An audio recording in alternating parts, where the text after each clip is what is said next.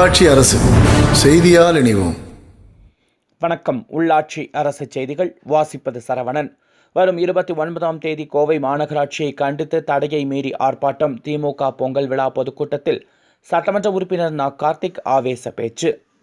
கோவை மாநகர மாவட்ட பீளமேடு பகுதி கழகம் சார்பில் 39வது வார்டு தளபதி மு.க. ஸ்டாலின் நற்பணி மன்றம் சார்பாக பொங்கல் விழா மற்றும் திமுக பொதுக்கூட்டம் மாநகர மாவட்ட பொறுப்பாளர் சட்டமன்ற உறுப்பினருமான நா. கார்த்திக் தலைமையில் நடைபெற்றது.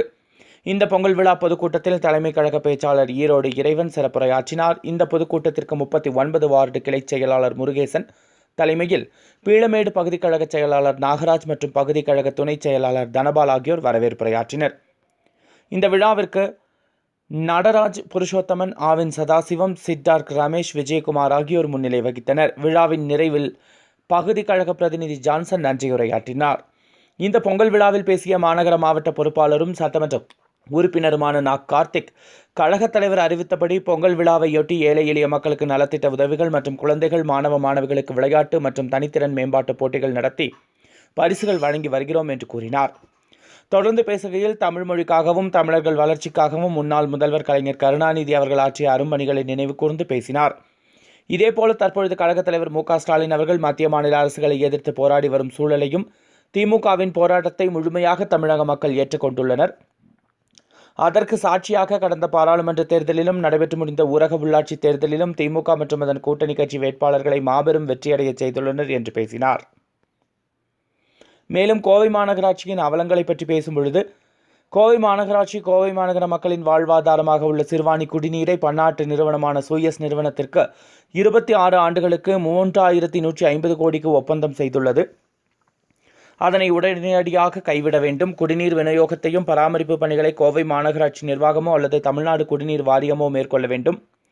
அதேபோல் திடக்கழிவு மேலாண்மை திட்டத்திற்காக முன்னாள் முதல்வர் கலைஞர் கருணாநிதி 2006, 2010 ஆண்டுகளில் ஒதுக்கப்பட்ட 95.5 கோடி நிதி மற்றும் குப்பைகளை சுத்திகரிக்க ஒதுக்கப்பட்ட 700 ஏக்கர் நிலம் ஆகியவை என்ன ஆனது?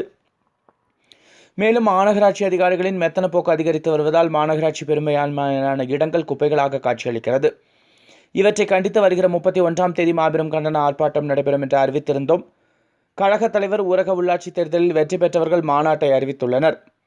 எனவே 31ஆம் தேதி அறிவிக்கப்பட்ட போராட்டம் முன்கூட்டியே, அதாவது ஜனவரி 21ஆம் தேதியே ஆர்ப்பாட்டம் நடத்தப்படும் என்று தெரிவித்தார். திமுக சார்பில் மக்கள் பிரச்சனைகளுக்காக அறிவிக்கப்படும் அனைத்து போராட்டங்களுக்கும் கோவை மாநகர காவல்துறையினர் தொடர்ந்து அனுமதி மறுத்து வருகின்றனர். இதனை வன்மையாக கண்டிக்கிறேன். காவல்துறையினர் அறவழியில் அமைதியான முறையில் போராட்டத்தில் ஈடுபடுபவர்களை கைது செய்யும் நடவடிக்கையில் ஈடுபடுகின்றனர். இது முற்றிலும் ஜனநாயகத்திற்கு விரோதமான செயல். வரும் 29ஆம் தேதி அறிவிக்கப்பட்டுள்ள இந்த போராட்டத்திற்கு காவல்துறையினர் அனுமதி தராவிட்டாலும் தடையை மீறி திட்டமிட்டபடி இந்த போராட்டம் நடைபெறும் என்பதனை தெரிவித்துக் கொள்கிறேன். இதனைத் தொடர்ந்து பேசிய தலைமை கழக பேச்சாளர் ஈரோடு இறைவன் சிறப்புரையாற்றினார். பொங்கல் விழாவில் நடத்தப்பட்ட போட்டிகளில் கலந்து கொண்டு வெற்றி பெற்றவர்களுக்கு பரிசுகளை வழங்கி சிறப்பித்தார். மாநகர மாவட்ட பொறுப்பாளர் நா. கார்த்திக், சட்டமன்ற உறுப்பினர். செய்திகளை உடனுக்குடன் தெரிந்து கொள்ள உள்ளாட்சி அரசு செய்திகளை சப்ஸ்கிரைப் செய்யுங்கள். தொடர்ந்து பெல் பட்டனை பிரஸ் செய்யுங்கள்.